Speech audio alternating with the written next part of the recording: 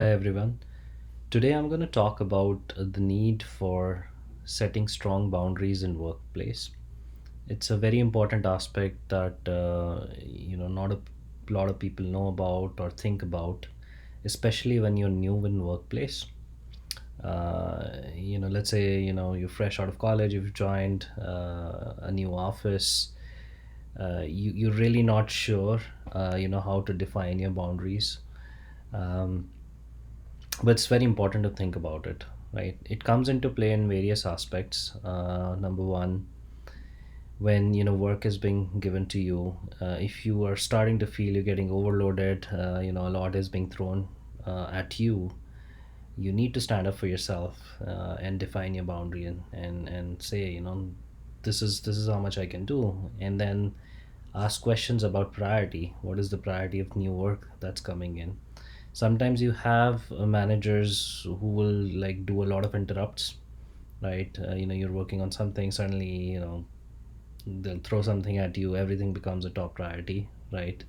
And so there is this false sense of urgency that gets created, and so you have to kind of stand up and define your boundary, saying that this is the priority, this is what I'm working on. If you want me to work on something else, you know this has to go, right? And so I think just kind of having that discussion will show that you have a strong boundary and will help you, right?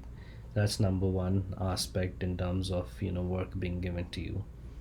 Then number two aspect is when you're working with your peers.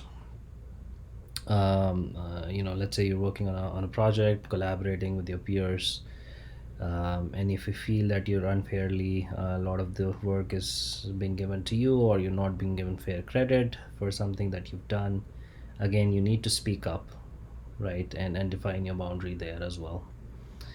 And number three, if something unfair is happening, right? If, let's say, your manager, for example, is getting too personal, right, encroaching on your personal space or your family space, right, again you need to stand up and define your boundary, and let him or her know what is acceptable and what's not.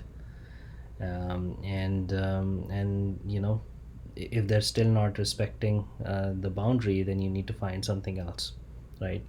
Because otherwise it's going to create this toxic environment, and it's going to start affecting your mental and physical health. And trust me, it's not very easy for the employers also to let you go, right? Like oftentimes, especially when we're new, we're too worried about our jobs, and we feel, if we do something wrong or say no, we'll be out of our jobs, or we'll get fired. But it's not very easy. Most of the companies have a process around it. You have to be put on performance improvement plans, and there's a whole process.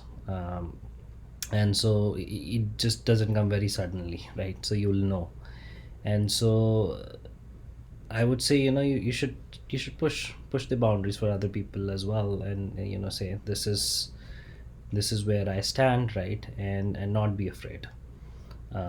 So hopefully, these this advice will help you. Think about it, think where your boundaries are being violated, and you know define strong boundaries and stand up for yourself.